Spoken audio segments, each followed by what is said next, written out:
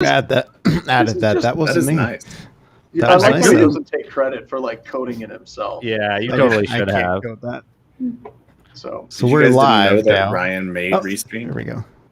all right. Do you want me to do the intro thing, and then you can play the music, and then we can do it kind of official? Should we do it that way? We bring up the band and everything. Go for it.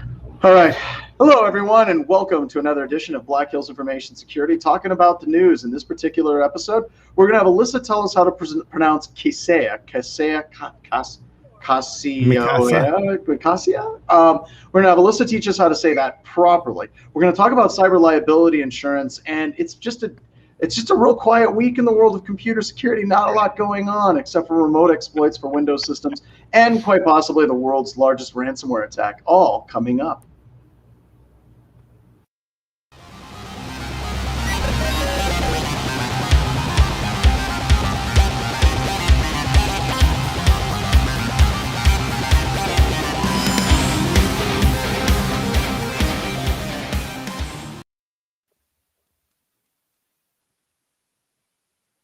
We're live. We're live. All right. Here.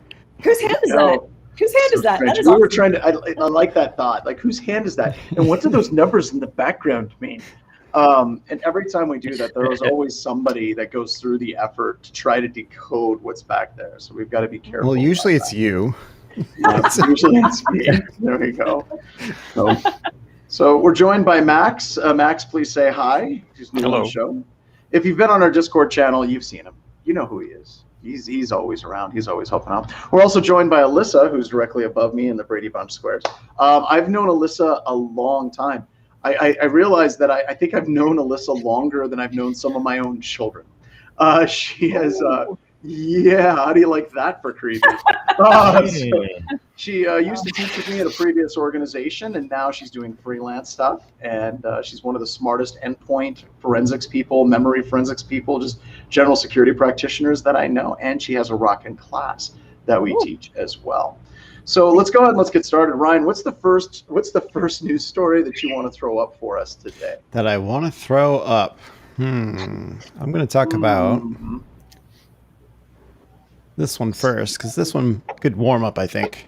Yeah, I think it is. So this is CISA, which I want to just make it clear that CISA has been crushing it, and I hope that they continue. I do have a fear about them becoming too bureaucratic and it getting too weird. But they just released the Ransomware Readiness Assessment, or the RAA, or RRA, and then also the cybersecurity evaluation toolkit to help people get ready for ransomware-style attacks. I really have a hard time with a lot of these different things as they come out, because I feel like they come out ultimately just to make people feel better. If they're like, oh my God, what do we do for ransomware? The answer to that question is literally what we've been telling people to do in the world of computer security for the past 20 years. It's not like this tool or this kind of, prepare assessment and results and all these different things is really going to tell you anything all that different, but I feel like it's very targeted for ransomware. So maybe people will use this as like a gateway drug getting into computer security. They'll start here, and maybe they'll start doing other things for security. What is everybody else's thoughts on these types of tools whenever they come out?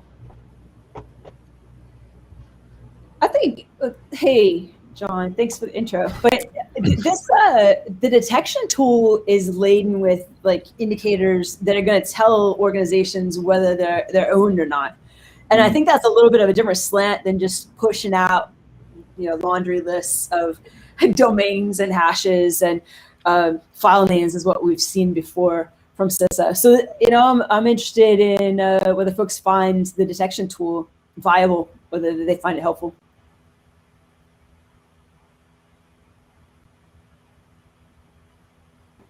And that's it. And that's it. We lost. That's all we got. Nobody else has opinion. Is anyone tracking? I think we lost John again. Did we lose John? It's like he's there. He might I have think turned that's off what's his happened. camera. Maybe the birth got him. The satellite has moved, and now we have no more John. It's the micrometeors. Micrometeors and lightning strikes. Yes. I mean, lightning. I'm not really sure if we need any more ransomware assessment tool stuff. I mean, it's not happening at all. So it's over. Obviously, that's a very poignant, not quite as fun joke about all the ransomware that's going on. I mean, yeah, it's good at putting out more detection tools and signatures for those kind of things. And just I don't know, like I think of it like a warm up, like a workout, right? If you work out every day, you can get better, stronger, so on and so forth, healthier. Maybe the same way with your security posture inside your organization, because we're going to see more of this ransomware. I hate saying that. Like, I feel, is this only the beginning? That's the real question I have. Yeah. Aren't we in the middle? I wonder if they pull together the detection tool because a lot of the anticipated impacted parties are more small businesses, more on the small medium side of the house. Therefore, may not have been in the trenches pulling together indicators for enterprise scanning. So maybe it kind of speaks to the impacted parties. Well, this does get into kind of a bigger issue with security, kind of like what you touched on, is a lot of these smaller organizations, if you're talking mom and pop bicycle shops, small credit unions, a lot of them can't afford like Mandiant to come in or BHIS to do a pen test. You know, they just can't. And I think the more of these tools that are available, I think the better. But the question is, how much of this is the echo chamber? They're just going to go to the people that already know about CISA, already know about ransomware. Is it actually going to be helping the people that we need to be reaching out to? That's a fair point. We need like a grassroots ransomware detection movement, right? We do. Just Well, what was the buzzwords in there? What was the two worms back in the early 2000? I'm going to say it's 2003. I want to say it was Nachi and Blaster or Welchia. I can't remember. But there was one worm that was released that literally would go through and patch computers. Like it was trying to get ahead of the evil worm, but it was going through and it was trying to be a white hat worm, as they were calling it back in the day.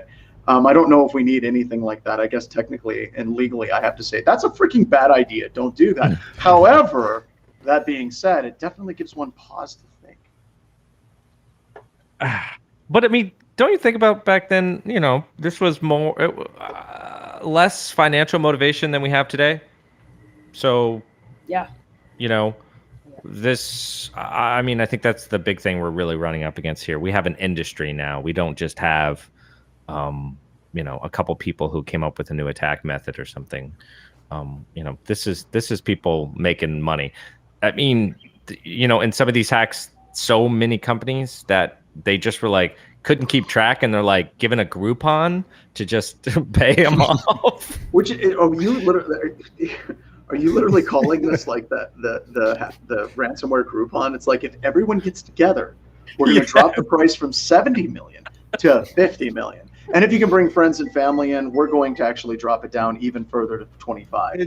It is so sad that it's funny because that's what it is. That's what it sounds like, right? Yeah, that sounds like where we're actually headed with all this. But you talk about the money aspect of it. This is, you know, if people are relatively new to this, this is huge business. I mean, this is billions of dollars that these organizations, these hacker organizations are making off of this. And they are straight up seriously like businesses. Like some of them actually have offices, they have staff, they actually have customer support. I don't know if you've worked a ransomware gig or not, but you can actually call a number and they will walk you through how to purchase cryptocurrency to pay them.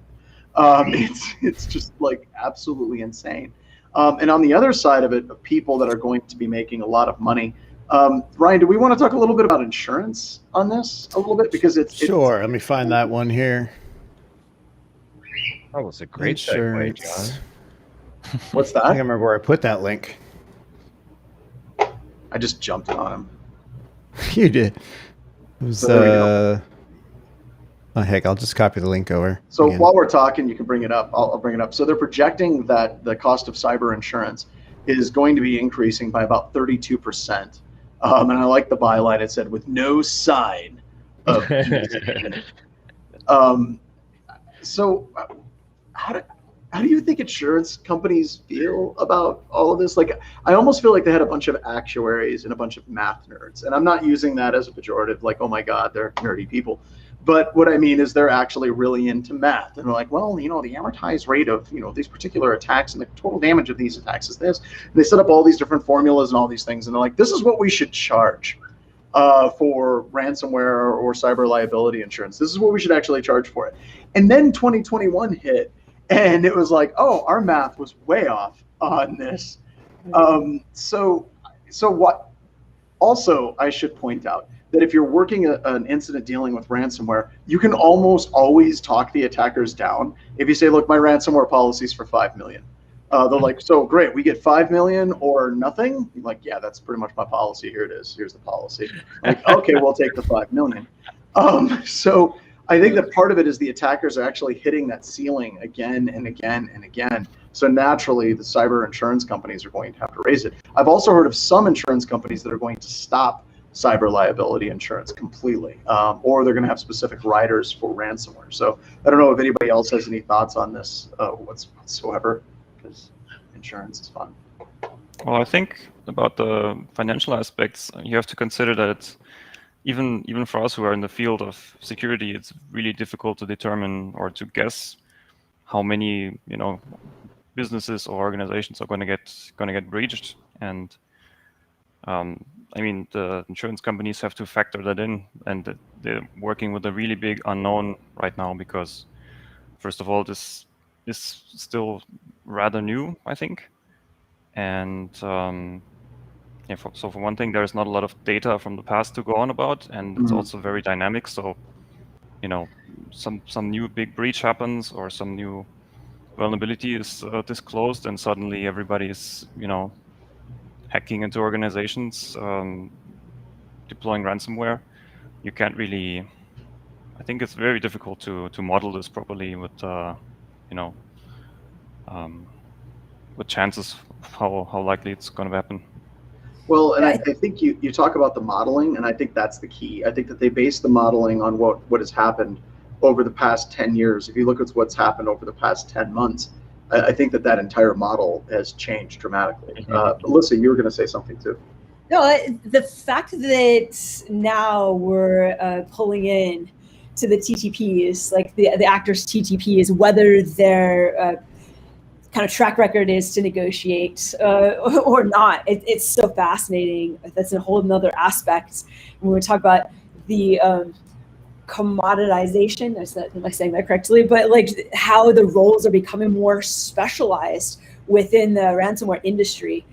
They actually employ negotiators. I mean, as you're talking about, things are getting way more specialized, sophisticated, and we're seeing far greater success than days of old.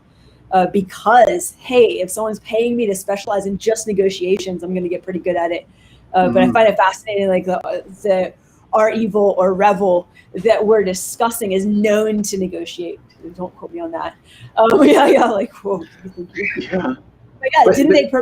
They were asking for like 50 million from JBS and came down to 11. I don't know. Yeah.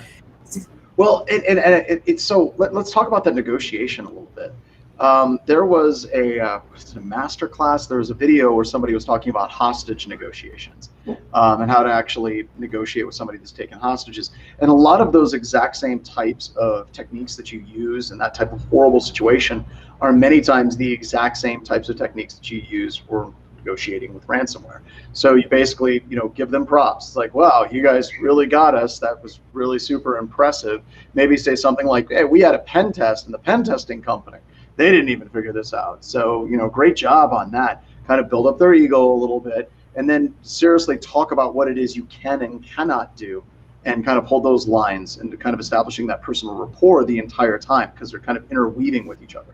So there's lots of videos and TED Talks on this type of thing. But Alyssa, I think it's interesting. It's almost like this is now a skill that the security industry needs, right? Like, we're that pen tester, we need someone that does forensics, and we need someone that can do negotiation with people. Cyber. So there's broker services already too that will broker deals like this, right? And they specialize in it. They specialize in it. Yes. And they actually have long-standing relationships with people at these firms. So it's and they'll be like, yeah, I brokered this deal when this company got hacked. I brokered this other deal when this company got hacked, and I know what I'm doing, right? I have, but it's also wild. Interesting. Like the value of that ransomware negotiation is, let's say, ransomware attackers are coming in and they want 100 million, and you talk them down to like 50 million. That organization is like, wow, you just saved us $50 million. Here's your check for like X thousands of dollars. Good on you. So there's always this kind of quantifiable value statement that you can have for somebody with these skills to basically say, hey, quantifiably, this is how much money I have saved organizations over the past year. And that's, once again, it's a crazy thought that we now have this brand new skill set in the industry. So what do you do here? Well, I'm a ransomware negotiator. Like, that's a job now. It's a big business. Yeah. Would that lower the insurance rates for a company if they actually had a full-time ransom negotiator? I wonder if that would be to their benefit. Well, okay. It kills me because it's like, oh, do we just move in? That's the industry? Like, forget the security. No. The industry is negotiating to pay. Mm-hmm. It's wild. It blows my mind. Why does this feel dirty to me? Why does this feel like compliance negotiations? Like, all of a sudden. So it just seems very, very strange. So the other thing that's kind of interesting that I'm seeing with the insurance companies is they used to require like a certain level of due diligence. And yes, I probably will be having roasted cockatiel tonight for dinner. Delicious. So one of the problems that I have with this is insurance companies are looking at how they're going to get out of this hole. They can do it a number of ways. They can raise the cost of providing insurance. They can cut it completely out of their insurance portfolio. They can also make sure the companies have hired penetration testing to make sure that there's some level of due diligence that's being done. But the other thing that I just heard from one of our customers last week was the insurance company itself is getting into the pen testing and assessment game. And they're literally starting to do security assessments for their customers because they don't trust third-party pen testers. Or the other thing that they do is they basically say, we will only trust these 4 or 5 companies. And that spooks me out too, because usually what happens, they end up with like Booz Allen Hamilton, Accenture, PricewaterhouseCoopers. And that's going to lead to a massive change in this industry as well. Yeah, but if they don't restrict it to certain vendors that they know will provide a certain service, then there's nothing to prevent the people that get hired to say like, oh yes, we did a pen test, but what they really did was run an ESSA scan. Well, and that's ultimately what most of these larger consulting firms do, right? I mean, we know the pen test puppy mill industrial complex, and a lot of these insurance firms are going to ask questions like, exactly how many assessments can you do per year?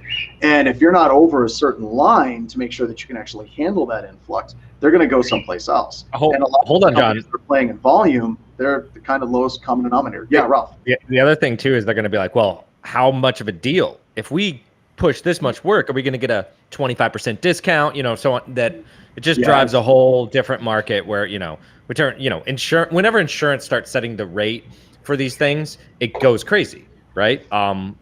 Prices go up, deals and quality don't go with that price. It's insane. So. Well, and we've kind of seen this before in the industry. Like if you look at PCI ASV, the whole idea of PCI, and I say it's a racket because it is, and I sunk lots of money into it, and you always have these large organizations that try to establish some type of standards and some type of pay gate for the certain type of quality of service that's supposed to be done, and it very rarely does it that way. So I'll give you an example. So like in the ASV standards for PCI, you got to go through to become an ASV, to be associated like service vendor, to actually do a scan and do an ASV PCI scan against a fake company. We did this years ago. And we did full packet captures, tracked absolutely everything, found all the different vulnerabilities that we could, and they came back and they were like, hey, you missed this database port that was open and vulnerabilities associated with it, you failed. And we could actually show them that we could send a SYN packet to that port, and we received a reset. That particular service was not alive. And they said, nope, you missed it, you failed, you got to pay us another $20,000. As this went on, and I was talking to people like Renault from Tenable and other firms, Secure Ideas was another one, I found out that absolutely no firms actually passed the ASV PCI test the first time out. They almost always had to go 2 or 3 times before they actually were successful. Now, I'm using this narrative because if we go down the same thing, where insurance companies are going to say, you've got to be a vendor that's doing this, you got to be CREST certified, you got to be something certified, it's going to do exactly what Ralph was talking about. How do you actually get that cost actually doing that type of service as low as possible? So what's the chance that we're going to get a new compliance standard out of this? I Oh, don't know, insurance 100%. industry, DSS, or 100%. Certified ransomware compliant industry. I don't know, right? Insert your name. I think it's coming. There's already, entire training classes around ransomware that are starting to come up, which I think is interesting, because I'd really like to know, other than a few modules on negotiation and cryptocurrency and how to handle these things, like what is fundamentally different? Like it's all the standard, like good hygiene of computer security for detection and response and prevention that we've been talking about. It's not like whole new cloth. But there are some things like ransomware negotiator, that's new.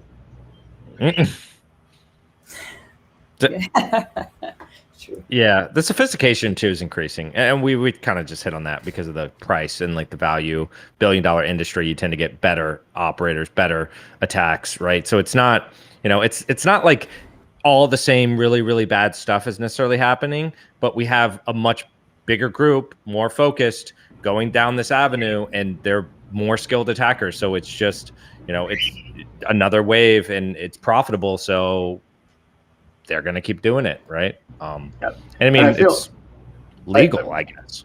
Ralph, I also want to call out real quick. So Ben Webb, I don't know if I was on the episode that he was on, where he basically said, that's odd. A couple of weeks I said that this would turn into the next PCI, and you all told me I was wrong. So I'm about to do something that's never, ever happened before on the internet. Like, this is it. This is the first time this has ever happened. I want to so Ben, I want to make this very clear.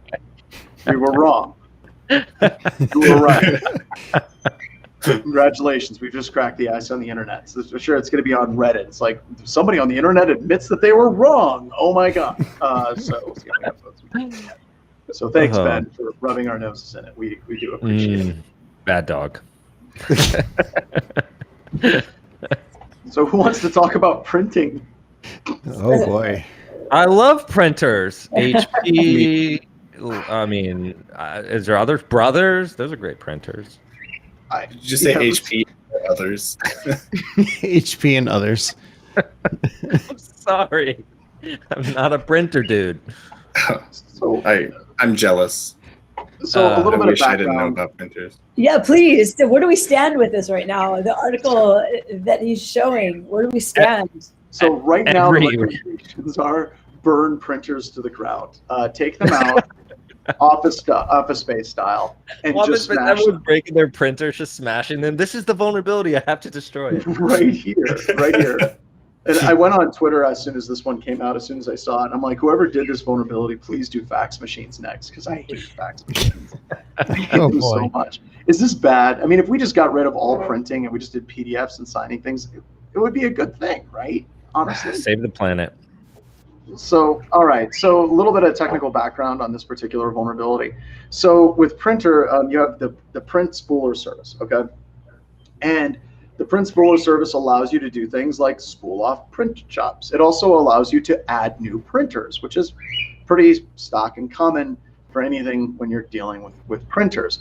However, what this particular vulnerability allows an authenticated user remotely to do is basically cause the system to add a new printer with your own driver, which allows you to execute arbitrary code, which once again, if that seems bad, that's because that's bad. There was a patch that came out. The patch was less than effective. And now basically what everyone is saying is, kind of the same thing. It's like, what do we got for solutions here? Solution one, Microsoft option one, stop and disable the printing service. Okay. Option two, disable inbound remote printing through group policy. Okay. Option three, block RPC and SMB ports at the firewall. So it's basically like just shut printing down. Just shut her off, buddy. Never print. The chance we're just going to shut this down completely. We're not done with it. Just go to Kinko's.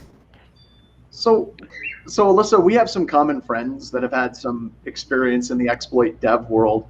And the thing that I find interesting is if we could talk to them, like the idea of the standard heap and like buffer overflow attacks, those are going away very quickly, especially at like core operating system level exploitation that we would do. Traditionally smashing the stack or heap feng shui or whatever the hell we want we want to do. That's getting rarer and rarer and rarer. But this almost seems to me like it's almost like a business logic error in code.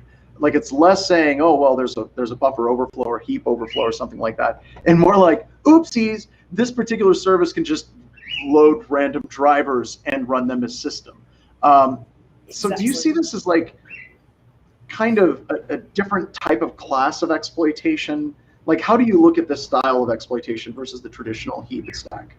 It's a fair point, right? This is pretty egregious, as loading drivers is what's like what you taught me, having a critical impact on the entire functioning of the system. Yeah, not your typical vulnerable, there's another buffer overflow vulnerability in Wireshark and let the cards fall where they may.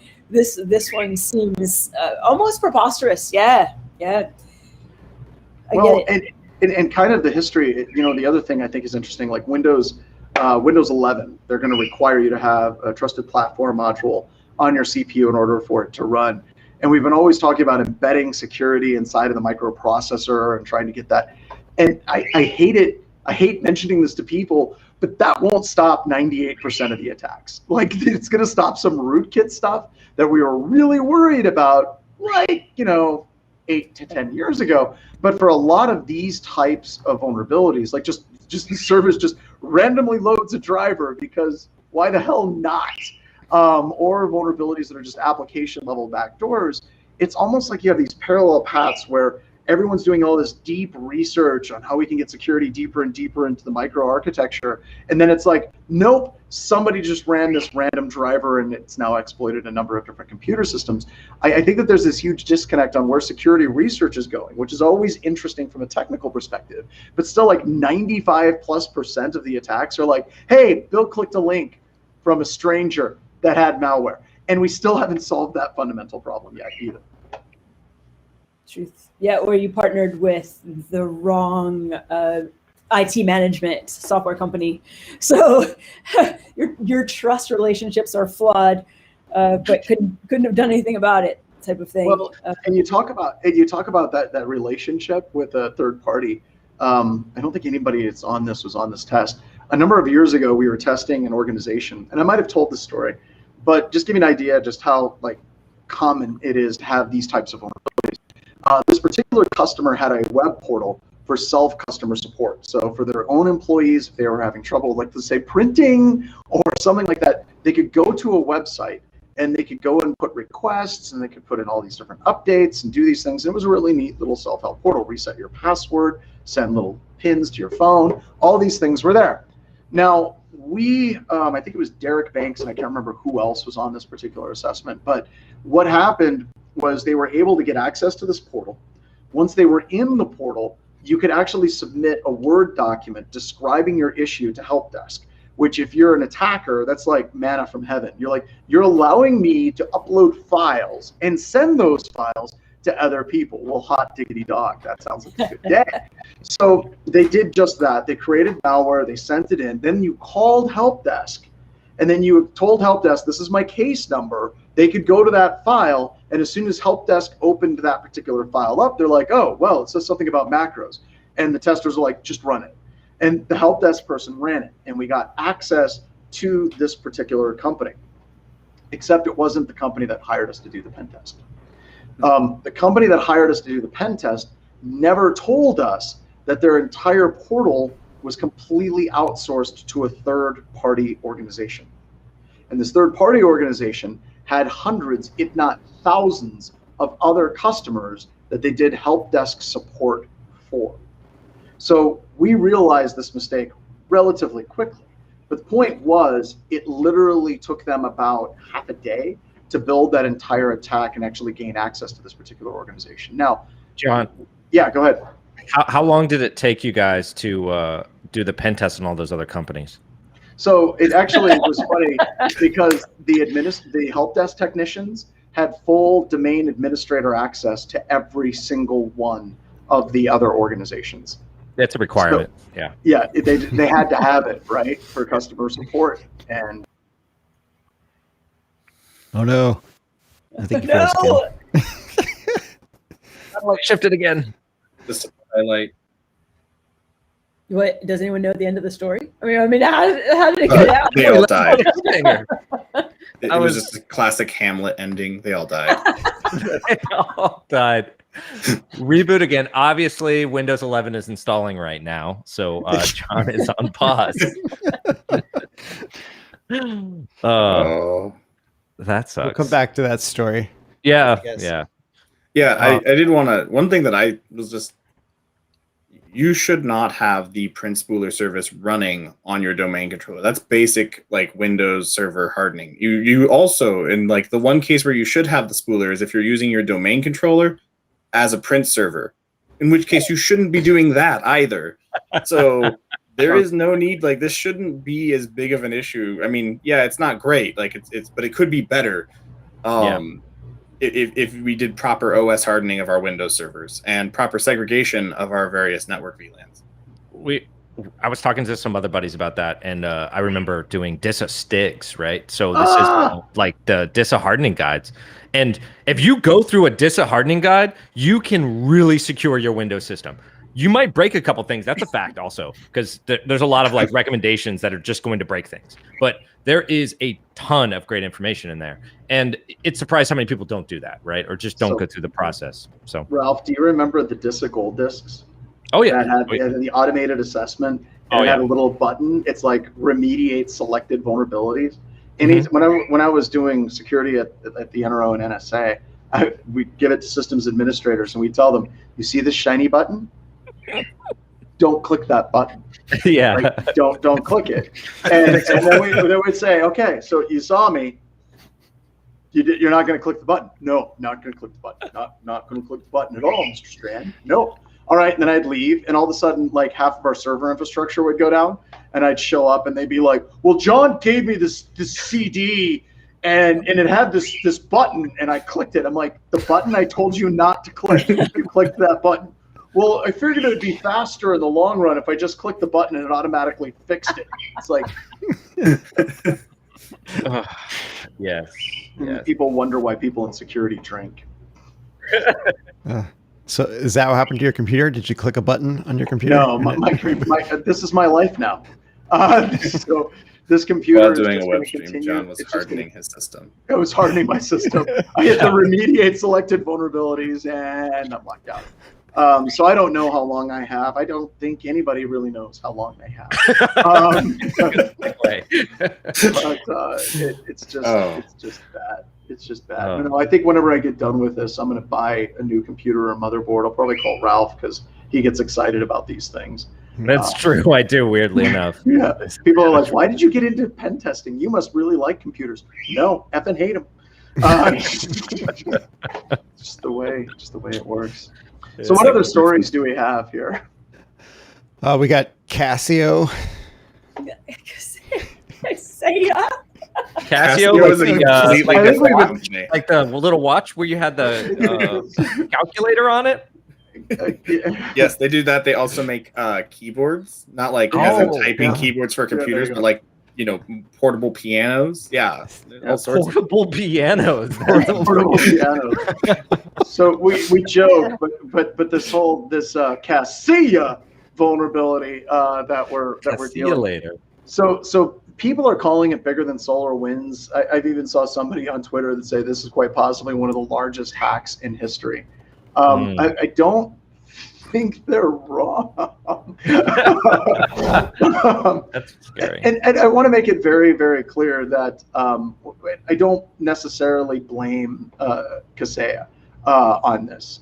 Did I do it right? Yeah. Kaseya, there we go. Nice. I think it's better if it's Kaseya. See you later. But and once again, I think it's easy for people to blame the company that got compromised. And I suppose time will tell, but I don't know. We've been doing this, Ralph, for a long time. Max has been doing pen testing for a long time. Noah's just getting started. Alyssa's been cleaning up messes of pen testers and hackers for over a decade now. Companies getting hacked with this, they aren't necessarily the exception. It's the rule. So, light a candle, say a prayer, give an R, to the fine security folks that are trying to deal with this incident as it is now. You know what I would be interested to know is like, did they accidentally hack them? Was this like, they had to they have got been. into some other company and then somehow, it ended up like in your story, ended Yeah. up as, on one of these systems and was like, oh, this is interesting.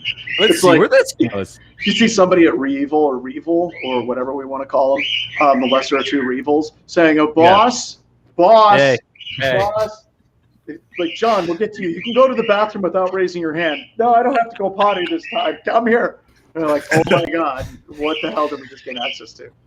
Where were you trying to go? Oh, well, there was the mom and pop shop down on the corner of Main Street, and I wound up here. Yeah, exactly. How did that happen? Well, it's actually Back in Frank's ice cream shop, and now I'm here, and this is amazing. There's everything. It's pretty ahead, fascinating, Max. the title of that article.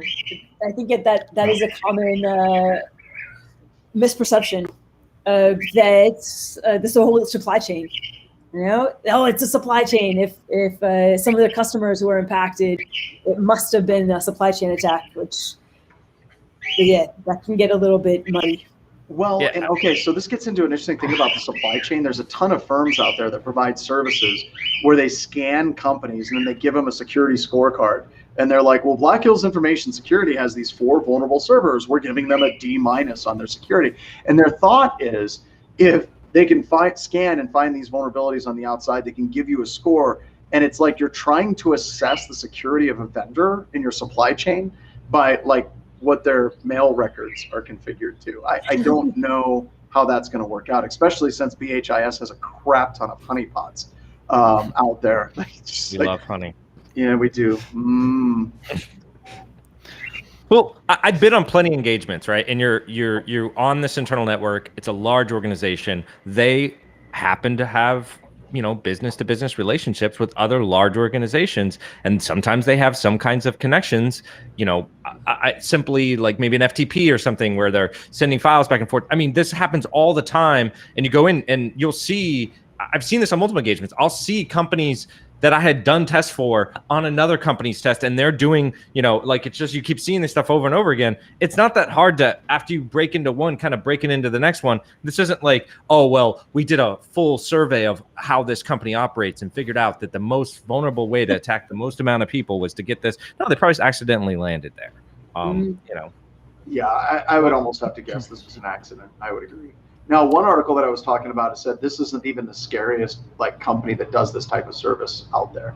Like whenever you're talking about supply chain, there's a large number of other companies that are far more embedded, not just Microsoft, Google, and Apple, but there's a lot of companies out there that are very embedded into a large number of other organizations. You know what's wild? A lot of those organizations, you don't even know their name. And like someone's like, that is a huge company. They do a ton of stuff. They're all connected. And you're like, I don't even know how to pronounce it. How do you pronounce it? It's Casio. It's Casio. Casio. One of my favorites is Akamai. Like, there's very few people walking around the street that know Akamai and like what it actually does and how it's actually so tied into absolutely everything everywhere. And now I know that there's people that are gonna be like, what is this? How do I get rid of the Akamai on my computer? Where's this coming from?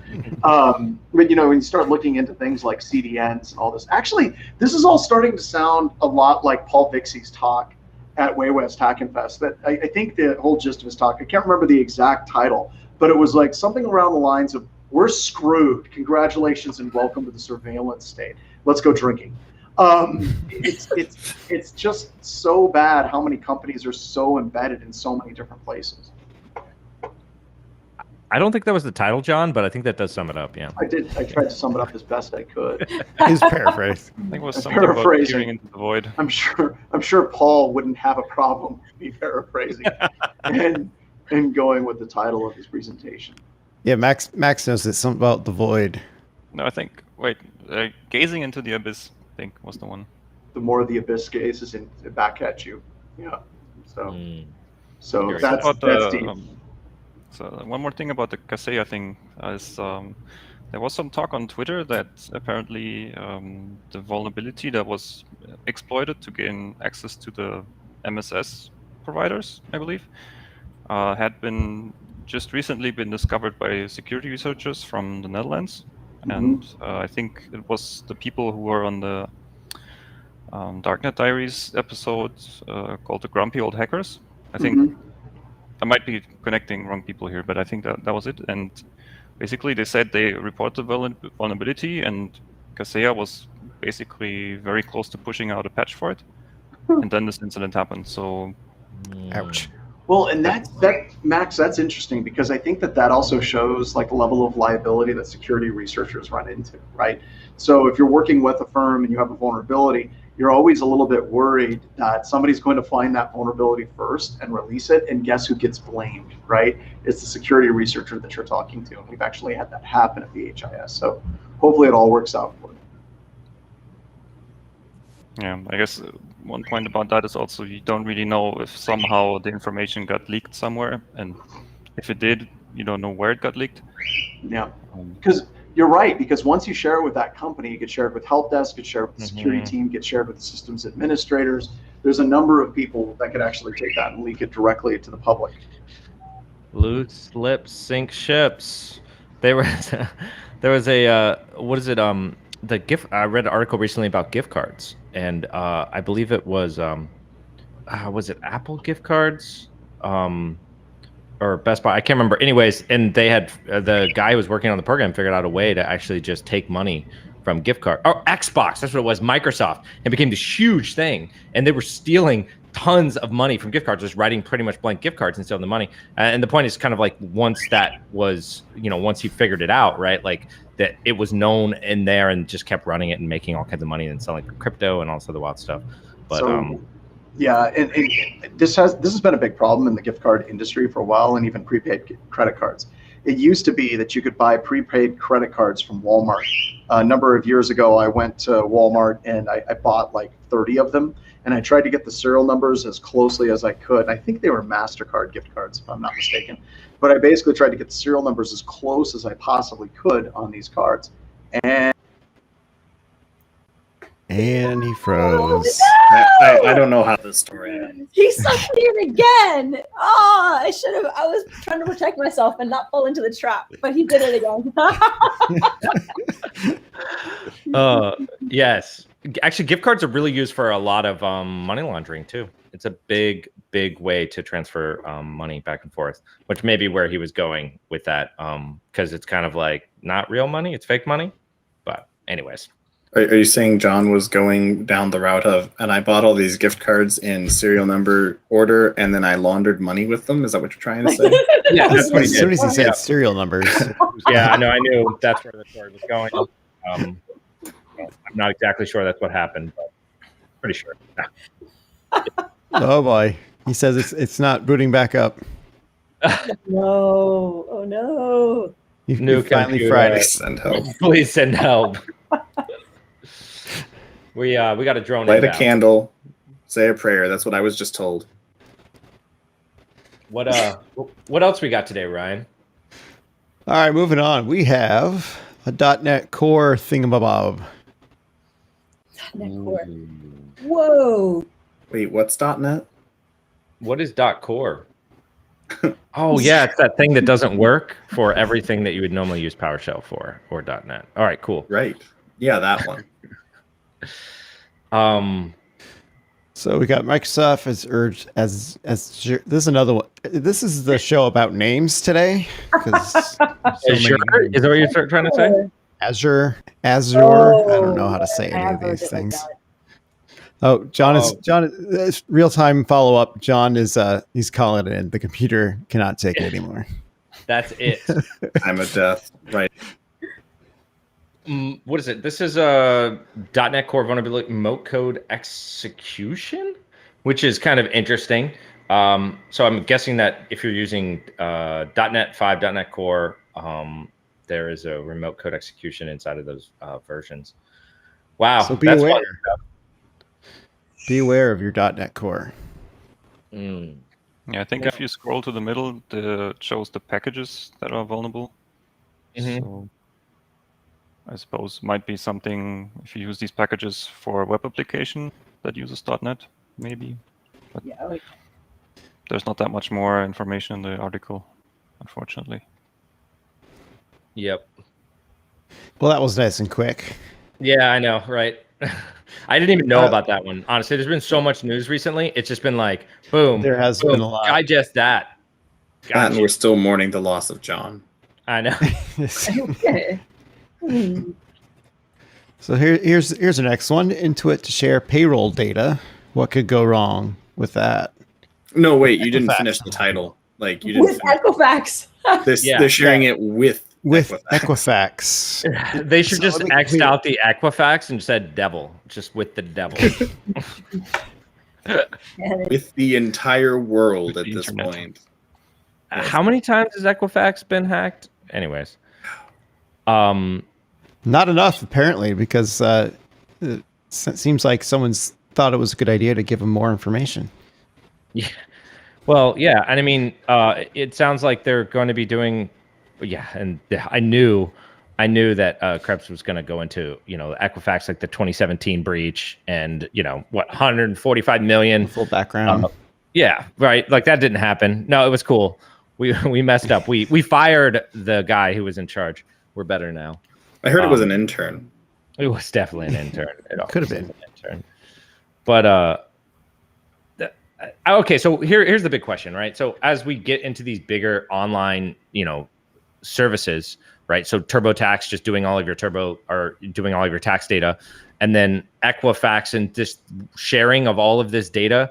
I mean, I feel like it's time for like a GDPR or whatever, some kind of framework, but we don't have anything. Like we're just kind of like, well, it's out there. It's free. You guys want to buy it, or you want to sell it? Or you want to steal it? You want to steal it? Just take it, and then you can sell it. I don't know. It's just one of those things that I think that more of this information should have some more like rules and stipulations, as opposed to just like, well, you gave it to us, so now we're going to sell it to other people or other companies, or what do you guys think? And you're using the term "gave" loosely sometimes. I mean, if we're talking about payroll data. Mm-hmm. I mean, that would mean if I am an employee of a company who's using QuickBooks for the payroll, I may not have expressly said like, oh no, that's perfectly fine for you to share my payroll data with them. Of course, they're going to be doing some sort of anonymization, But, but like update the terms of give service. is a really relative term. I went and got a job. That wasn't necessarily something that I chose.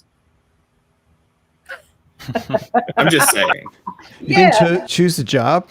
Well, I mean, I chose the job, but I didn't necessarily be like, oh yeah, and as a stipulation of this job, like I would like to willingly hand over some of my precious data here so that you can share it with someone else. Then they are going to share it with someone else on top of that. When you accepted this job, you signed the terms of service that says there's an HOA behind this job. That now you have to pay them with data. But you mean that 35-page document that I didn't read because it's 35 pages long? You can always opt out, though. Don't worry. You just got to get to that point and cross everything out. You just got to call a phone number. Yes, you can. And as we know with the Equifax breach of 2017, like they're opting out and their informing services are perfect with their form that you could go and see if you were affected, and you could basically type your name like multiple times and it would change the results every so often. So yes, I definitely trust that opt-out page, like that will be taken seriously.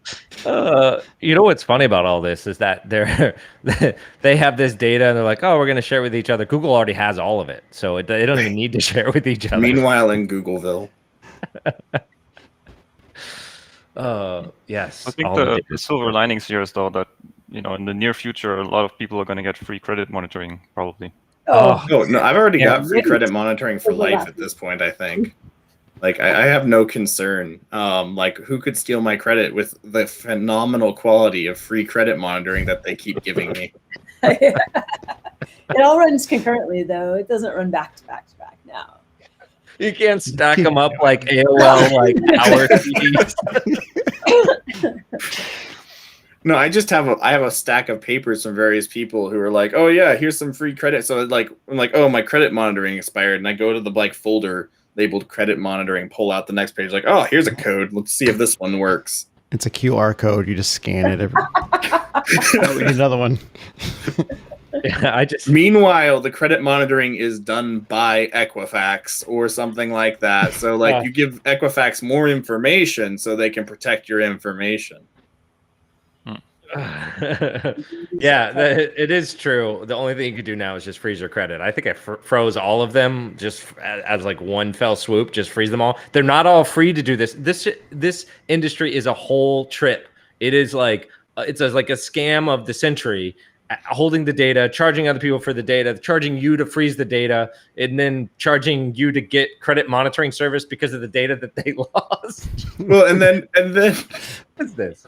Yes, but then I've also been seeing this new one where they're like, do you want to improve your credit score? Well, you can just pay us money and give us more information, and we'll make the data that is saying bad things about you better. And I'm like, how is that not like bribing something? Like, how is me paying you improving the credit score? Well, like, other than the fact that like I paid you and now you're like, oh no, he's much more trustworthy for that home loan now. I just keep thinking of the song "This Is America."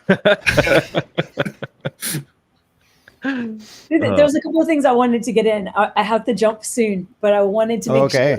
Yeah, everyone knows that the digital forensics research workshop is next week. It runs Monday to Thursday. And it's only $150 to attend. So that's a pretty sweet deal. You can still, you have that one up. Thank you very much. And it's not like filled to the gills yet. Unlike, I wanted to give a shout out to the Diana Initiative as well. The Diana Initiative, though, they are saying it's sold out, but that's going to be next Friday, Saturday. So if you've managed to snake your way in and get a ticket, the lineup looks phenomenal. Good stuff. Alyssa Miller's opening, giving the keynotes on Friday. So that'll be good. Oh, and then there was like the last one, because I help a lot of folks who are just coming into cybersecurity, like, mentees. There was... Is this yours? Your class? No. I wasn't even going to mention that. Thank you. Oh, we got to mention that. It has the word advanced in it. No new to security folks are going to be jumping in. But yeah. So that's my class there. And the next run is slated for the 27th to the 30th. That's of July. And it's just 4 hours a day. There's the schedule. Wait, the first day is 5 hours? Preposterous. But yeah, advanced endpoint investigations. Well, the first hour is to get students into the class, get their stuff that they need, PMs all the technical details to get running. Yeah, we had a great time. Don't panic. That was a good time.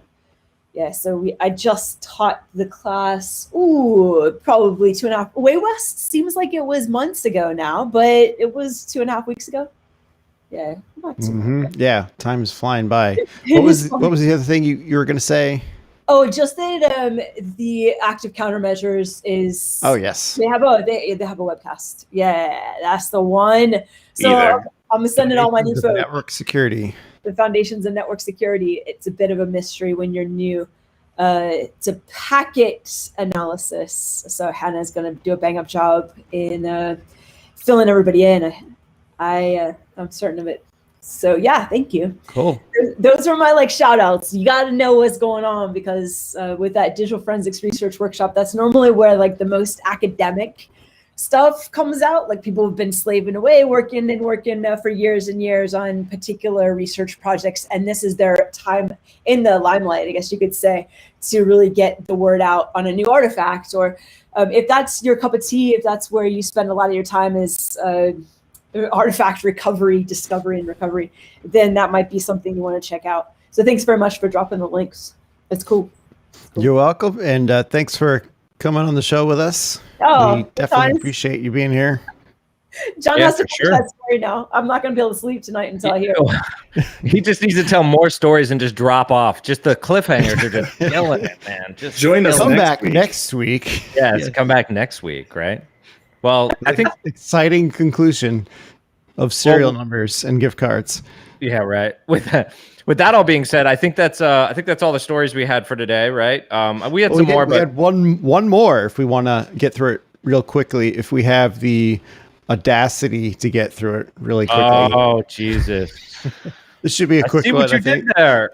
Yeah. So Audacity is pretty much making spyware now. So it's from what I read in a couple of articles, not just this one, but that they got bought out by another company, and then they started inserting some pretty much metric tracking or analytics on what you're doing using the software, and now it's pretty much turned into spyware.